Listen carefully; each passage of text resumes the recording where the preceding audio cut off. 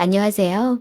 저는 경기도 일산에 사는 30대 후반의 여성입니다. 여러분들은 영원한 사랑을 믿으시나요?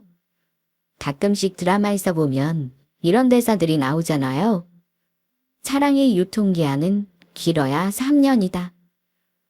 그 뒤로 남은 세월은 정으로 사는 거다. 이런 말들이요. 저는 그 사랑의 유통기한에 대한 이야기를 들을 때마다 늘 이런 의문이 들었습니다. 연애를 할 때는 3년은커녕 겨우 고작 1년도 채 되지 않아서 헤어지는 커플들이 그렇게나 많은데 어떻게 50여 년이 넘는 결혼 생활을 변함없이 서로 사랑만 하기를 바라는 거냐고요. 3년이 넘게 연애를 한 적도 없는데 3년 넘게 결혼 생활을 유지할 수 있다는 것만 해도 사실은 엄청난 희망을 품고 주사위를 던지는 희박한 승률의 도박이 아닌 걸까, 이런 생각을요. 가끔 이런 이야기를 할 때면 일찍 결혼을 한 저희 친언니는 저에게 이런 말을 했습니다. 요즘 연애는 뭐가 그렇게 복잡하고 어려운 거냐. 서로 결혼을 할 정도면 적어도 상대에 대한 신뢰가 있다는 뜻이고 그 이후로는 사랑과 믿음으로 맞춰나가는 게 아니냐고요. 저랑 언니의 성향은 어릴 때부터 정반대였거든요. 이렇게 성향이 달라서인지 아무리 친자매라도 결혼관과 연애 스타일은 너무나 달랐습니다. 저희 언니는 낭만적이고 완벽하며 운명적인 사랑을 믿는 사람이었어요. 사람은 믿는 대로 이루어지기도 한다는데 그래서인지 20대 초반에 만났던 첫사랑과 불같은 연애를 하다 20대 중반에 결혼을 했습니다. 아들, 딸 하나씩 낳고 이상적인 가정을 꾸리며 아직까지도 형부와 행복하게 잘 살고 있고요. 반면 저는 언니와 정반대였어요. 결혼은 사랑의 결실이 아니라 사랑을 제대로 묶어놓는 것일 뿐이다. 인간은 원래 유혹이 약하고 설령 와이프를 사랑한다고 해도 다른 여자와 또 사랑에 빠질 수 있는 게 수컷이다.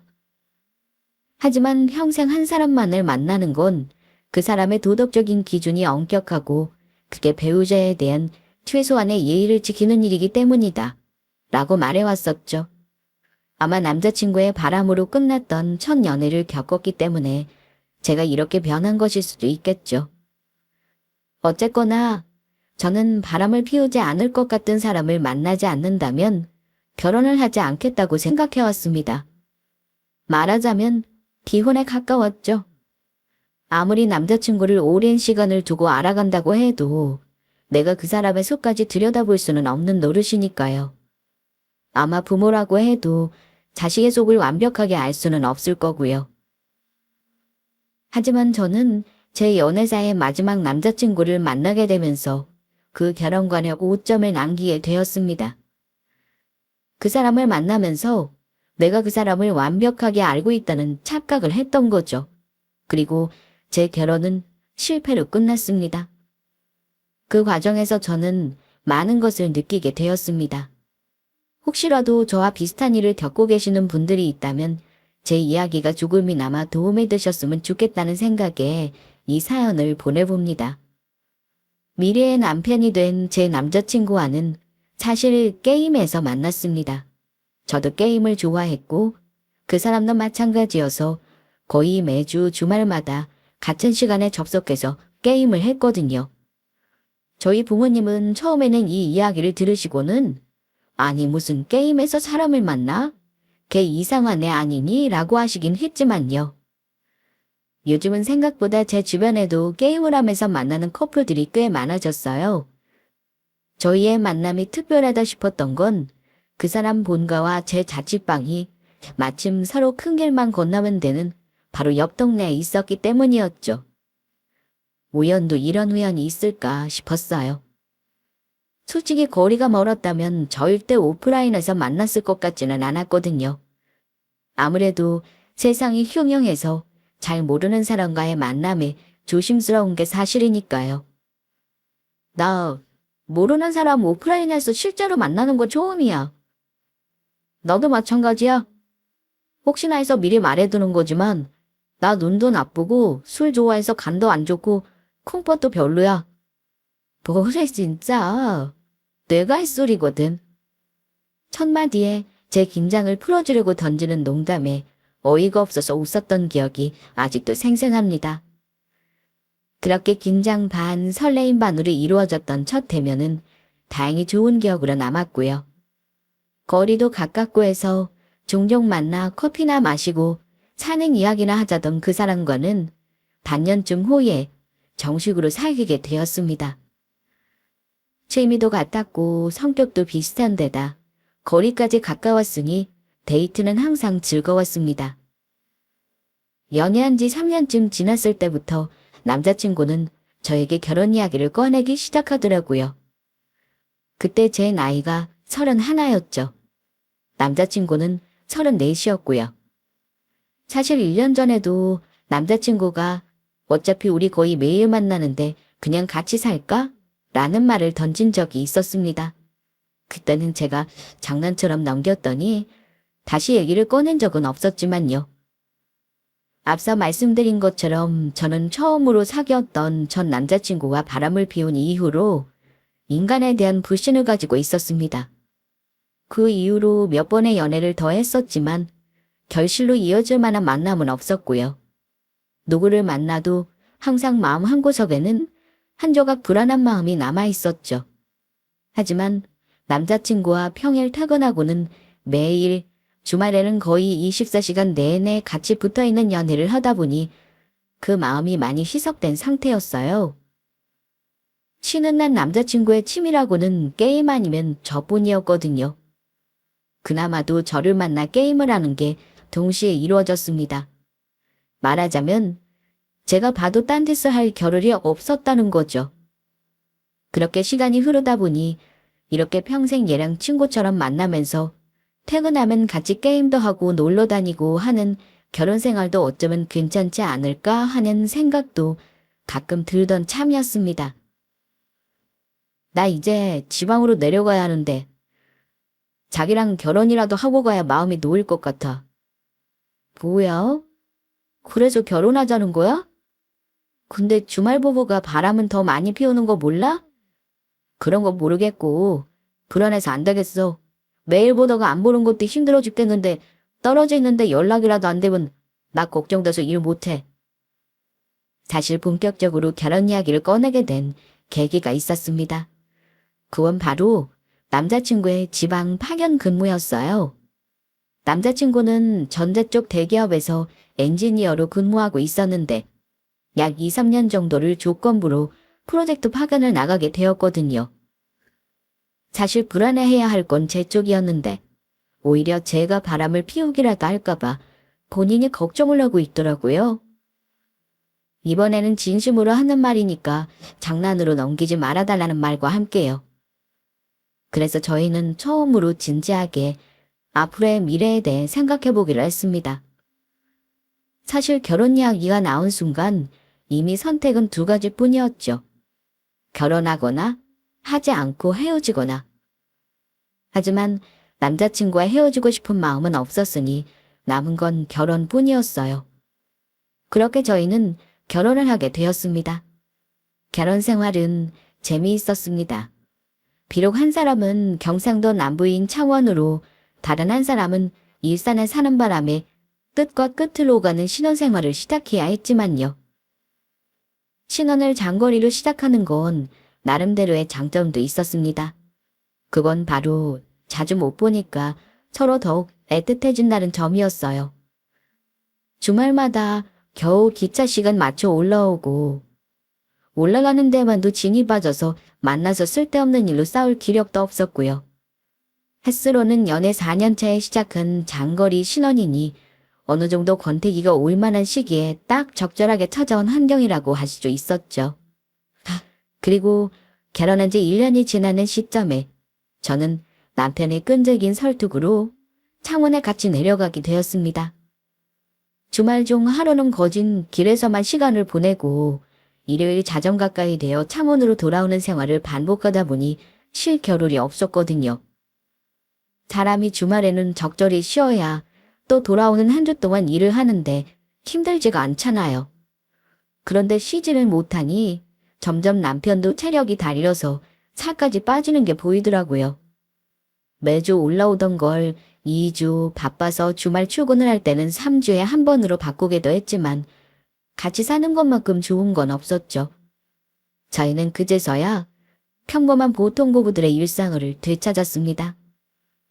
남편이 퇴근하면 같이 저녁도 해먹고 주말에는 마트에도 가고 집에서 빔 프로젝터로 새로 나온 영화를 보다가 같이 잠드는 평범한 일상이요. 모든 일상이 좋았습니다. 친구들이 이거 결혼 바이럴이냐 하고 할 만큼 재밌게 살았죠. 하지만 그만큼 단점도 있었습니다. 결혼 생활의 단점이라기보다는 환경적인 단점이었죠. 가족도 친구도 없는 무연고지에 내려가서 사는 게 쉽지는 않았거든요. 기한이 정해진 조건부가 아니었다면 더 힘들었을 것 같았습니다. 저는 원래 남자친구를 만나지 않는 날이면 친구들과 만나서 북적거리는 술집에서 술 한 잔씩 하면서 수다 떠는 걸 좋아했었어요. 하지만 여기서는 그런 게 불가능했죠. 그렇다고 날마다 집에서 게임만 하고 있을 수도 없는 노릇이었고요. 대신 새로운 할 일거리를 찾았습니다. 그건 바로 1년 뒤 일산으로 돌아가면 새로 시작할 사업 구상이었죠. 사실 저는 이곳을 내려오기 전까지 의류회사에서 디자이너로 일하고 있었습니다. 의류회사의 대부분을 서울 경기 쪽에 몰려 있었기 때문에 창원에 내려와서는 경력을 이어가기가 어려웠습니다. 이직을 하고 싶어도 조건이 맞지 않거나 했었죠. 어차피 이곳에 정착할 것도 아니라 장기적인 계획을 세울 수도 없는 상태였고요. 이곳에 내려올 때도 사실 그 부분을 제일 많이 고민했었습니다. 잠시 안식년이라고 생각하면 되지. 고민하지 마. 안식년이 1년이기만 하면 다행인데 올라가서도 다시 이직을 못하면 어떡하지? 안 그래도 유부녀는 요즘 같은 구직난에 취업하기도 힘든데. 친구들 말 들어보니까 경력직도 백수가 수두룩하대. 정 안 되면 당신 사업을 조금 일찍 시작한다고 생각하면 되지. 어차피 지금 회사도 좀 더 다니다가 그만두려고 했었잖아. 원래 제 계획은 차 5년 정도 회사를 더 다닌 뒤에 나와서 창업을 할 생각이었습니다.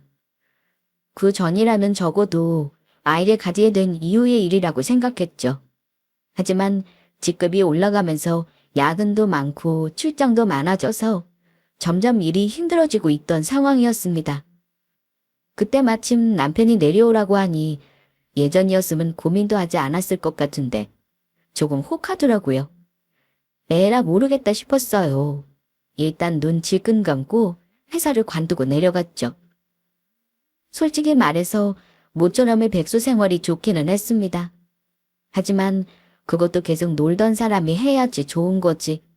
저처럼 일하던 사람이 쉬니까 인생이 너무 무기력해진 느낌이더라고요. 저는 어느 정도 바쁜 생활 속에서 활력이 생기는 쪽이었거든요. 결혼하면 친구들은 집안일과 요리, 육아에 취미를 새로 가지게 된다던데 저는 그런 성격도 아니었고요.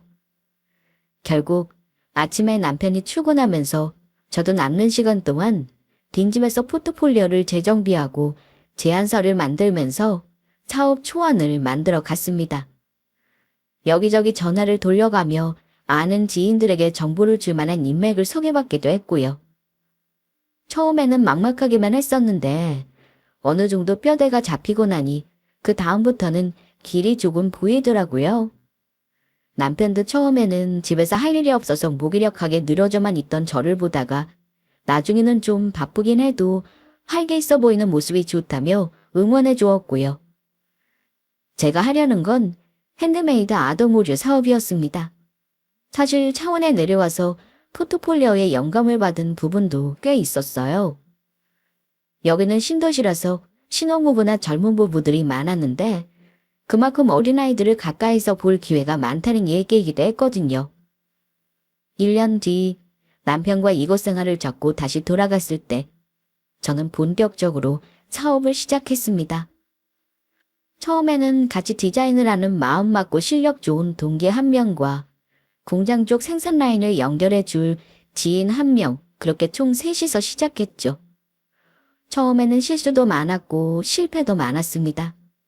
생각한 대로 원단이 나오지 않거나 디자인 샘플과 전혀 다른 제품이 나오는 등 별별 문제가 다 있었죠.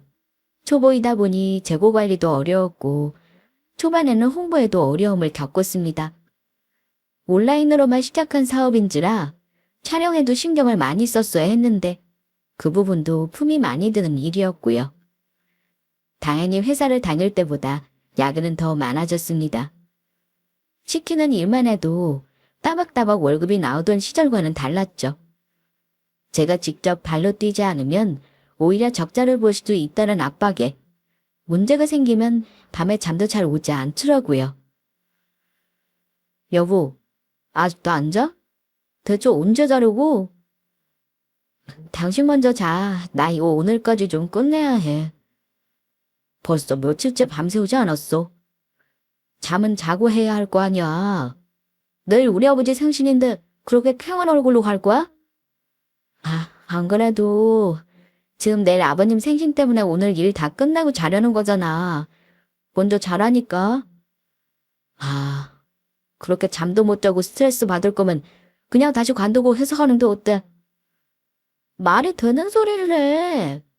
이제 일 시작한 건데 이제 와서 어떻게 간도? 일이 힘들고 바쁘다 보니 이렇게 남편과의 사이에도 문제가 생기기 시작했습니다. 처음에는 적극적으로 지지하고 제 일을 응원해주던 남편도 시간이 지나니 언제 그랬냐는 것 마냥 저렇게 딴소리를 하더라고요. 애초에 잘 다니고 있던 회사를 관두라고 꼬신 게 누구였는데.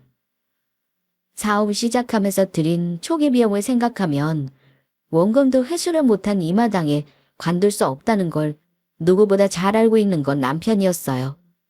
한마디로 말해 다시 회사를 가는 게 어떠냐는 소리는 말이 안 된다는 걸 본인이 더 잘 알고 있었죠.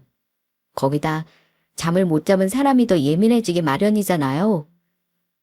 힘들어 죽겠는데 도와주지는 못할 망정 저한테 짜증을 내는 걸 보니 저도 화가 치밀어서 좋은 말로 대꾸해주기가 어려웠고요.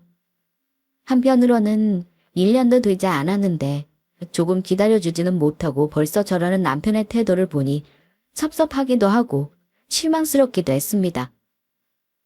그리고 그것보다 더 힘든 건 제가 제 자신을 의심하게 되는 순간들이었어요. 실은 사업을 할 그릇이 되지도 않는데 내 욕심으로 생각 없이 덤볐던 건 아닐까. 내 포트폴리오가 부족했나. 그것도 아니라면 디자인 방향을 처음부터 잘못 잡고 있는 걸까. 이런 의심들이었죠. 의심은 꼬리에 꼬리를 물고 이어졌습니다. 그렇게 모든 걸 다 포기하고 싶고 하루하루 불안과 의심으로 가득 차 있었던 시간들을 보내고 있던 어느 날 남편이 제게 그러더라고요. 내가 생각을 해보니까 우리가 함께 시간을 보내야 한다는 압박감이 너무 커서 그게 우리 관계에도 영향을 미치는 것 같아. 당신이 바쁘다는 생각에 나도 소외감을 많이 느꼈고 내가 당신 신경 못 써준 건 맞지. 일하느라 제대로 얼굴 보면서 이야기할 시간도 많이 없었고 일이 그런 걸 어쩌겠어. 하지만 어느 한쪽이 일방적으로 계속 기다리는 건 오히려 역효과일 것 같아. 그래서 나도 바쁜 일을 찾아보려고 당신 사업 자리 잡아서 여유 생길 때까지 파견 근무를 신청해 볼까 해. 뭐? 파견 근무를 또 하겠다고. 파견 갔다 오면 고과에도 좋은 거 알잖아. 어차피 당신은 바쁘고 그 사이에 나는 일이나 열심히 해서 진급하면 좋잖아. 나중에 아기 생기면 나도 육아휴직 쓸 텐데 그때 되면 진급 미룰 것 같아서 파견을 미리 다녀오는 게 좋을 것 같아. 남편의 말은 일리가 있었습니다. 못해도 2년쯤 뒤에는 사업이 안정될 거라고 생각하고 그때쯤 서로 아기를 가질 계획을 하고 있었거든요. 제가 바쁠 때 본인도 바쁘게 지내면서 고가를 잘 받겠다는 말은 틀린 부분은 없었습니다. 한편으로는 남편에게 고마운 마음이 들었어요. 저를 이해해줄 생각은 않고 짜증만 부린다면 서운하게 생각하고만 있었는데 실은 그동안 남편은 저희 관계나 앞으로의 미래를 위해서 이런저런 고민을 많이 하고 있었으니까요. 그럴 사람이 아니라는 건 제가 누구보다 잘 알고 있었는데 누구보다 가장으로서 힘들 사람은 저희 남편인데 말이에요. 그날 밤 저희는 모처럼 마주 앉아 술 한잔을 같이 하면서 그동안 서운했던 점과 미안했던 마음을 털어놓았습니다. 둘 사이에 생각지도 못했던 오해가 많이 쌓여 있었다는 것도 알게 되었고요. 아무리 부부 사이라도 말을 하지 않으면 절대 모르는 일들도 있더라고요. 앞으로는 아무리 바빠도 서로에게 서운한 점이나 원하는 부분은 바로바로 얘기하기로 약속했습니다. 그리고 고맙다는 말과 사랑한다는 말 역시 생각날 때마다 하기로 했고요. 그렇게 남편은 다시 멀고 먼 지방으로 파견 근무를 떠났고 저는 일산 신혼집에 홀로 남아 제 사업에 매진했습니다.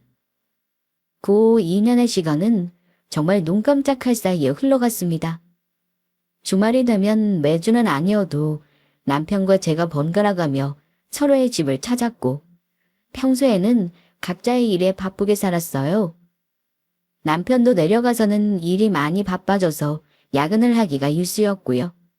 주말에 서로 만나지 못하는 날에는 그래도 숙소에서 하는 영상 또한은 빼놓지 않았습니다.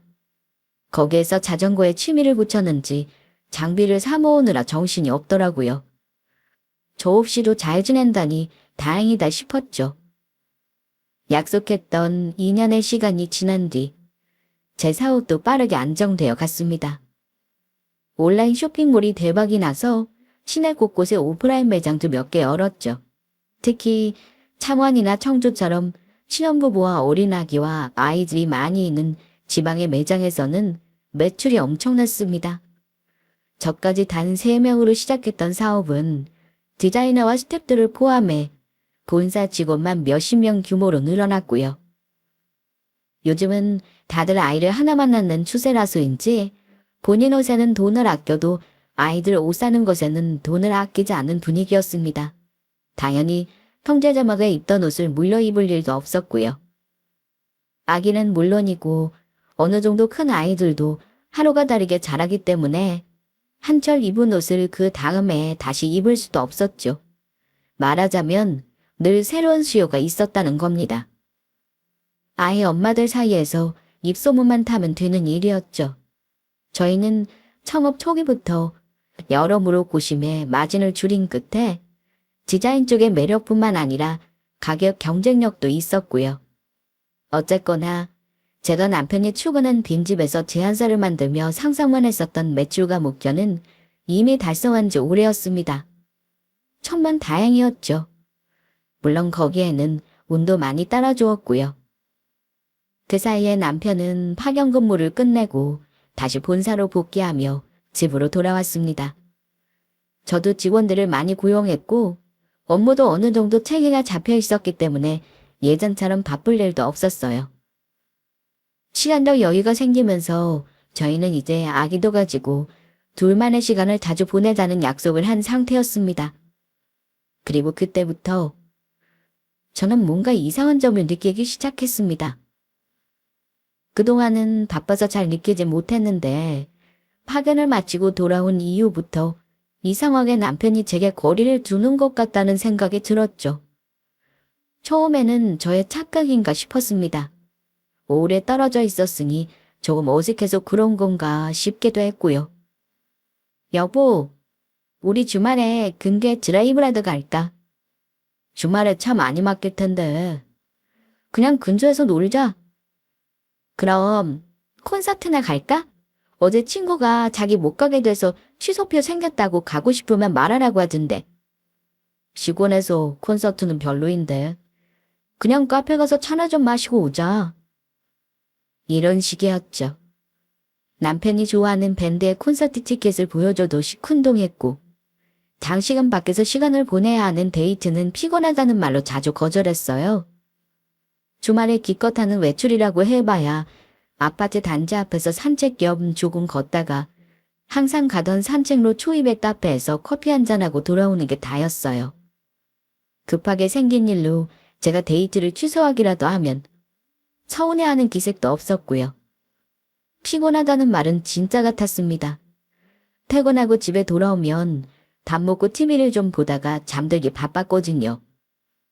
요즘 일이 많이 바빠졌냐는 제 물음에도 남편은 프로젝트를 새로 맡은 게 있어서 많이 바쁘다는 말만 반복하고는 했습니다. 확실히 예전과 달라졌었죠. 그 미미한 차이를 남들은 몰라도 와이프인 저는 느낄 수 있었고요. 하지만 어디서부터 어떻게 이야기하고 풀어나가야 할지 모르겠더라고요. 번아웃 온 거 아니야. 번아웃이라고. 남자들은 가끔씩 번아웃 와서 동굴에 들어갈 때 있잖아. 거기다 너희 남편은 진급하고 싶어서 파견 근무도 오래 했다며. 이제 진급했으니 회사에서 업무로 더 바빠지는 것도 당연할 거고. 그랬나? 솔직히 난 모르겠어. 뭘 물어도 대답도 잘 안 하고. 그냥 요즘은 남편이 너무 낯설어. 어떻게 해야 돼? 오랜만에 만난 친구를 만나 이 문제로 상담을 했더니 번아웃이 아니냐고 하더라고요. 그럴 수도 있겠다 싶었습니다. 사실 연애를 하던 시절에도 두어 번 일이 너무 힘들다며 동굴에 들어간 적이 있었거든요. 제가 어떻게 해주면 좋겠냐는 말에 남편은 그냥 자기를 조금 내버려 두면 시간 지나 알아서 괜찮아진다고 했고요. 이번에도 그런 거라면 이대로 내버려 두는 게 맞는지 고민스러워졌습니다. 친구는 일단 남편에게 시간을 조금 주라고 하더라고요. 본인 남편도 그런 적이 있는데 시간이 약이라고 하면서요. 사실 제가 달리 할 수 있는 일도 없었기 때문에 저는 일단 친구의 말을 따르기로 했습니다. 남편의 번아웃 증세가 오래가지 않기만을 바랄 뿐이었죠.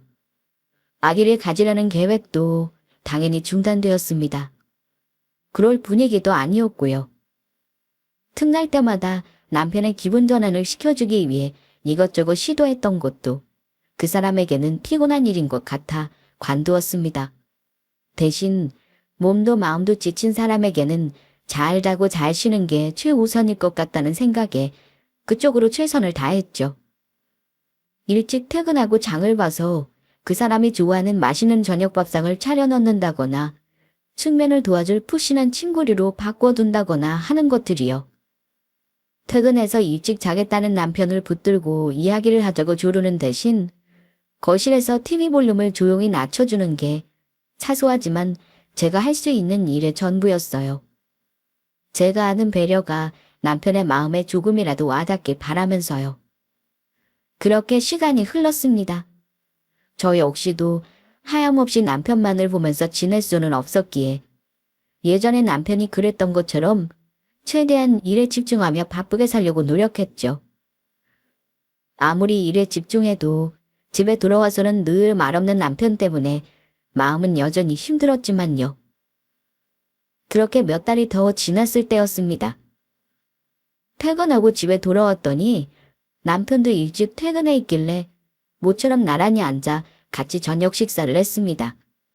미리 사두었던 와인도 한 병 마시면서요. 남편이 웬일로 케이크를 사왔더라고요. 제가 좋아하는 초코 케이크였죠. 저녁에 와인에 케이크에 이런 시간이 너무 오랜만이라서 약간 뭉클한 마음이 들었습니다. 와인을 반 병쯤 마셨을 때 뭔가 할 말이 있어 보이던 남편이 드디어 입을 열었습니다. 나 아무래도 우울증인 것 같아. 방금 뭐라 그랬어? 내가 그동안 당신 힘들게 한 거 알아. 미안해. 회사 일하다 보니까 나도 모르게 힘들어서 우울증이 왔더라고. 나도 처음엔 몰랐어. 저는 정말이지 깜짝 놀랐습니다. 단순한 번아웃이라고만 생각을 했었는데 우울증이었다니 상상도 못하고 있었죠. 어떡해. 대체 언제부터 그런 거야? 아마 파견 근무 갔을 때부터 시작된 것 같아. 아니면 그 전에 당신이 바쁘던 때부터? 정확히는 나도 모르겠어. 상담은? 병원은 다녀온 거야? 다녀왔지. 사실 진급하고 나서는 회사 일도 너무 바빠졌어. 책임져야 할 일도 많았는데 본사 들어오고 나서는 실적 압박도 심하고 거기다 최근에는 우리 팀 애들이 사고를 친 것도 있어서 내가 책임져야 했거든. 뭐? 왜 나한테는 그런 말을 하나도 안 했어? 당신도 힘든데 굳이 이런 얘기같이 해서 뭐해? 당신만 걱정하지. 어쨌든 무기력증이 너무 심해지고 하도 심해진 것 같아서 병원에 갔더니 우울증이 맞다고 하더라고. 의사 말로는 회사를 관두는 게 도움이 될 것 같다고 해서 당신한테는 너무 미안한데 나 회사 관둬도 될까? 조금이라도 쉬고 싶어. 남편의 말을 듣고 있자니 제 마음이 찢어질 것 같았습니다. 이렇게 힘들어하는 줄도 모르고 시간이 지나면 괜찮아지겠거니 하면서 저는 단순하게만 생각했었으니까요. 그리고 자세한 사정을 알게 되니 그동안에 있었던 남편의 모든 행동들이 다 이해가 되기 시작했습니다. 늘 무기력하던 모습도, 집에 오면 잠만 자고 싶어 하던 것도, 밖에 나가는 것도, 저와의 대화도 싫어하던 것도 전부 이해가 되었죠. 눈물까지 뚝뚝 흘리면서 제게 미안하다는 말을 하는 남편을 껴안고 저도 엉엉 울며 대성통곡을 했습니다. 앞으로는 무슨 일이든 서로 숨기는 것 없이 다 말을 하기로 해놓고서 왜 숨겼냐는 말도 함께요. 남편에게는 회사에 당장 사직서를 내려고 말을 해주었습니다. 정말 그래도 괜찮겠냐는 남편의 말에 당신보다 더 소중한 건 없다고 말했습니다. 당신이 이럴 때를 대비해서 내가 돈을 벌잖아. 돈 잘 버는 와이프 뒀다 어디다 쓰려고? 그래. 당신이 잘 보니까 나는 좀 놀아도 되겠지? 당연하지. 어디 남자가 나가서 푼돈을 벌려고 그래. 나만 믿고 집에서 쉬어. 나중에는 둘이서 농담까지 하면서 웃다 울다 반복할 여유도 생겼고요. 남편은 모든 걸 털어놓고 후련해진 얼굴로 제게 고맙다는 말을 반복했습니다. 대신에 자기가 살림은 책임지겠다며 큰 소리도 뻥뻥 쳤고요. 저는 살림도 됐으니까 집에서 푹 쉬면서 얼른 우울증에서 벗어날 생각만 하라고 말해주었습니다. 그날 몇 달 만에 처음으로 같이 이야기를 나누다 다정하게 손을 잡고 잠이 들었고요. 그 뒤로 저희는 차츰 예전과 같은 부부 사이를 회복해 갔습니다. 단번에 돌아오지는 못하더라도 평일 저녁에 서로 시간 맞춰서 외식도 하고 주말에는 조금 멀리 놀러 가기도 했고요. 무엇보다 제게 재밌고 다정한 남편으로 다시 돌아와 준 게 제일 다행이었어요. 아직도 우울증에서 벗어난 건 아니니 본인 마음을 추스르는 것도 쉽지 않을 텐데 말입니다. 남편이 이대로 웃음을 되찾기만 한다면 다시 다른 곳에 취직을 안 한다고 해도 괜찮을 것 같았습니다. 사업은 제가 외벌이를 해도 될 만큼 매출을 내고 있었으니까요. 곧 아이를 가지게 되면 집에서 남편이 아이를 돌보는 것도 나쁘지 않을 것 같았고요. 그러던 어느 날이었습니다. 외근을 나갔다가 택시를 기다리며 서 있는데 누군가 아는 척을 해오더라고요. 라영 씨, 너무 오랜만이네요. 어머, 선호 씨, 안녕하세요. 잘 지내셨어요? 네, 여기서 우연히 만나네요. 한 과장은 잘 있어요? 다음에 소연이랑 넷이서 한번 식사라도 하죠? 네, 너무 좋죠. 소연이랑 안 본 지도 오래됐네요. 저희 남편은 잘 있어요. 퇴사하고 신났죠, 뭐. 선호 씨는 남편의 직장 동료였어요. 그리고 제 친구 소연이의 남편이기도 했고요. 순서대로 치자면 친구 남편으로 만난 게 먼저였고 나중에 남편의 직장 동료라는 걸 알게 된 거고요. 해외 파견 근무를 오래 갔다 와서 몇 달 전에 남편의 역 부서로 발령이 났었거든요. 그런데 퇴사하고 신이 났다는 저의 말에 선호 씨의 표정이 조금 이상해지더라고요. 그때까지는 저도 눈치채지 못했죠. 잠시 머뭇거리던 선호 씨가 제게 그러더라고요. 아, 잘 지낸다니 다행이네요. 나갈 때 우는 거 보고 걱정 많이 했었는데. 울었다고요? 저희 남편이요? 울었다는 말에 저는 너무 의아했어요. 우울증이 심하기는 해도 동료들 앞에서까지 울거나 할 사람은 아니거든요. 거기다 회사를 관두고 싶어 했던 건 누구보다 본인이었고요. 제가 되묻자 선호 씨의 얼굴에 순간 아차 싶은 표정이 지나갔습니다. 그때는 저도 확실하게 느꼈죠. 선호 씨는 말을 더듬으며 조금 얼버무리더니 나중에 보자는 말로 금방 자리를 떴습니다. 일단 저도 외근을 가던 길이라 그렇게 헤어졌고요. 집에 돌아왔는데 아무리 생각해도 아까 했던 이야기가 마음에 걸리더라고요.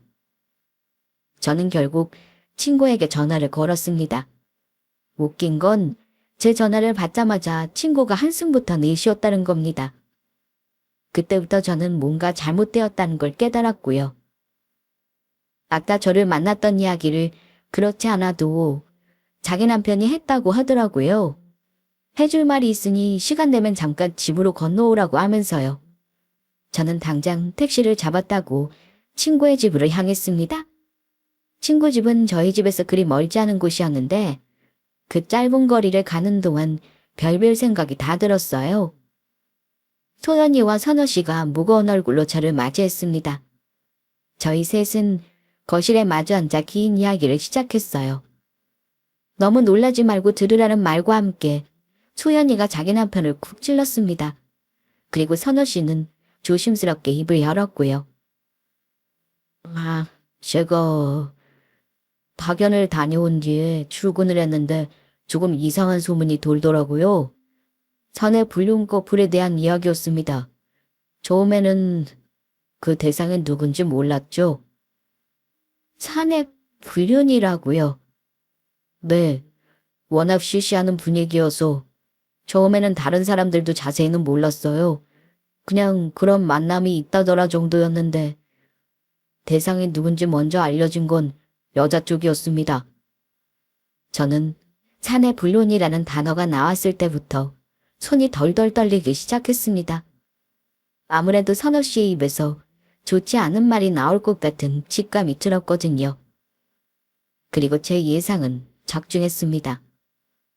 제가 들은 건 상상도 못했던 엄청난 이야기였어요. 처음에 소문은 불륜 커플이 회사 탕비실에서 손을 잡고 있었다더라. 회식 때 둘이서만 빠져서 먼저 나갔다더라 등등의 카더라만 무성한 소문이었다고 합니다. 대상이 특정되고 나서도 사람들이 믿지 않았던 건 다들 소문만 무성하지 명확하게 걸린 게 없었고 더군다나 두 사람이 다 기혼이었기 때문이었다고 합니다. 두 사람이 친해진 건 파견 근무에서부터였다고 하던데 잠깐만요. 그 파견 근무라는 게 혹시 네, 맞아요. 한과장이 다녀온 거. 여자 대리는 자출이었고 원래 다른 직원이었던 걸 한과장이 자원해서 다녀온 거고요. 저는 순간 눈앞이 새하얗게 변하는 걸 느꼈습니다. 제가 바쁜 동안 고가를 위해 다녀오겠다던 그래서 우울증이 왔다던 그 파견 근무였어요. 마치 저를 위해서 저를 배려하려고 다녀오는 척했던 그 근무 말이에요. 그 상간녀가 2년간 파견을 가게 되자 제 남편은 잘 됐구나 싶어서 자원을 해서 따라간 거였고요. 말하자면 거기서 두 사람은 따로 살림을 차린 거였죠. 그러면 적어도 그 불륜이 3년은 더 지난 일이었다는 거고요. 파견 근무가 끝나고 두 사람이 본사로 복귀하면서부터 이상한 기류는 모두가 느낄 정도로 점점 심해져 갔다고 합니다. 그러다 결국 징계까지 가게 된 결정타는 회사 동료 직원 하나가 차 안에서 입을 맞추고 있던 두 사람을 우연히 목격하고 난 이후였다고 합니다. 회사 전체에 그 이야기가 퍼지는 건 순식간의 일이었고요. 결국 그 문제로 회사가 떠들썩해지자 회사에서 자체적으로 조사를 시작했고 그 사실임이 밝혀져 둘 다 해고 조치되었다고 합니다. 말하자면 사내 불륜을 저질러 징계로 받은 해고 조치를 숨기고 저에게는 우울증이 와서 관둬도 되겠냐며 눈물의 시호를 했던 거였습니다. 심지어 해고된 것도 저에게 그 쇼를 한 지 무려 한 달이나 더 전의 일이었어요. 그동안 그 인간은 아침마다 계속 출근하는 척하며 저를 속여왔던 거였고요. 이제는 손뿐만 아니라 온몸이 덜덜 떨렸습니다. 당장이라도 토할 것처럼 속이 뒤집혀 화장실로 뛰쳐들어갔고요. 한참을 화장실에서 개원하다 보니 눈물이 어른거리는 친구가 제게 핸드폰 사진 한 장을 더 보여주더라고요. 그 현장을 목격했다는 직원의 차량 블랙박스에 찍혀 있었다던 두 사람의 사진이었습니다. 쓰러지듯 바닥에 주저앉은 저는 놀라서 부축한 친구 부부에게 저는 간신히 말을 했습니다. 아, 미안한데 나 하루만 여기서 자고 가도 될까? 당연하지. 여보, 얼른 방에 이불 좀 펴봐. 오, 알았어. 일단 라영 씨 좀 거기 눕혀. 친구는 제 남편에게 연락해서 제가 놀다가 잠이 들었다며 오늘 여기서 재우겠다는 말로 일단 그날을 넘겼습니다. 그리고 밤새도록 저를 달래며 위로했고요. 저는 머리가 너무 복잡해서 당장은 그 인간의 얼굴을 볼 자신이 없었습니다. 지금 그 인간을 봤다가는 당장 찢어 죽어버릴지도 모르겠다는 생각이 들었거든요. 이튿날 저는 마음을 정리했습니다. 집에 돌아가 그 인간을 마주했는데 어제 그렇게 재미있었냐며 아침 해장국을 끓여놨다고 웃는 그 얼굴을 보니 정말 소름이 끼쳤거든요. 그 여자와 바람을 피우고 있을 때는 저를 거들떠도 안 보던 그 인간이 회사에서 잘리고 나서는 제게 빌붙으려고 세상 다정한 남편 연기를 해왔다는 게 그렇게 징그러울 수가 없었습니다. 도대체 왜 그랬냐고, 언제부터 그런 마음이 들었던 거냐고, 남편 놈에게 변명을 듣고 싶은 마음도 없었습니다. 누군가는 남편의 바람을 단 한 번의 실수로 치부하고 넘어가 줄 수 있을지도 모르겠지만 저는 아니었어요. 만약 시간을 되돌리고 어쩌고 온갖 가정과 남을 회상에 젖을 시간도 저에게는 필요하지 않았습니다. 주말 부부를 해서? 내가 일에 너무 바빴어서? 아니면 우리가 떨어져 지낸 시간 동안 회사 일이 힘들어서? 뭐가 됐든 그냥 핑계에 불과했고 명백한 사실은 그 사람이 바람을 피웠다는 결론이었으니까요. 그것도 가정이 있는 유부녀와 말입니다. 그건 무슨 일이 있어도 바뀌지 않은 사실이었죠. 저는 바로 변호사를 선임하고 이혼의 증거를 모으기 시작했습니다. 작심하고 모으기 시작하니 어려운 것도 없더라고요. 선호 씨의 도움을 받아서 남편이 그동안 회사에서 벌인 모든 불륜 행각과 제게 거짓말을 했던 정황들의 증거를 날짜별로 수집했습니다.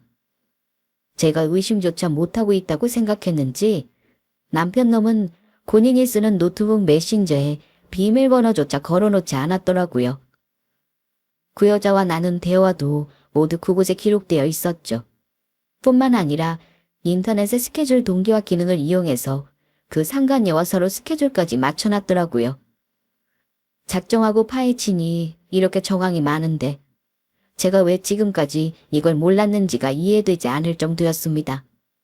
저는 변호사와 함께 상간녀 소송과 이혼 소송을 동시에 시작했습니다. 소장을 법원에 접수한 지 얼마 되지 않아 남편 놈은 갑자기 예고도 없이 본인 앞으로 날아온 소장을 받고 기절할 듯이 놀라더군요. 이게 뭐야? 이걸 어떻게 된 거야? 이제 왔나 보네. 뭐긴 뭐야, 이혼 소장이지. 내 생각보다 더 늦게 왔구나. 당신 갑자기 왜 이래? 내가 당신한테 뭐 잘못했어? 아무리 그래도 어떻게 나한테 말도 안 하고 이혼 소장을 보내? 내가 왜 이러는지는 당신이 더 잘 알지 않아? 정말 몰라서 묻는 거야. 모르니까 이러지. 기가 막히네 진짜. 대체 뭐 때문에 이러는 건데.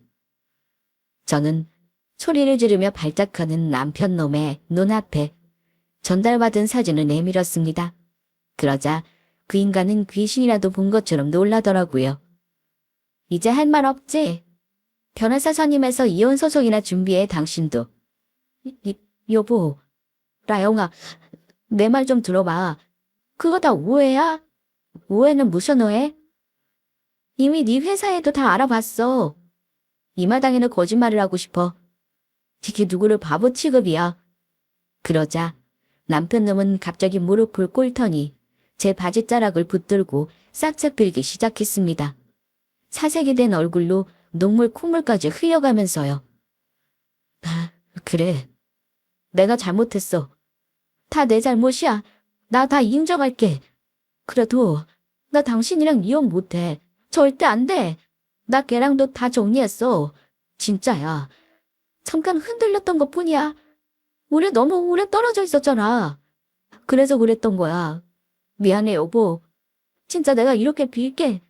제발 한 번만 용서해줘. 사과도 영 참신하지가 못하네. 바뀔 거 없으니까 역사 끝내. 나 일하러 나가봐야 하니까 집을 지키고 있든 나가든 알아서 하고. 아, 서로 얼굴 보기 불편하니까 당신이 하루라도 빨리 나가줬으면 좋긴 하겠다. 저희의 결혼 생활은 그렇게 끝이 났습니다.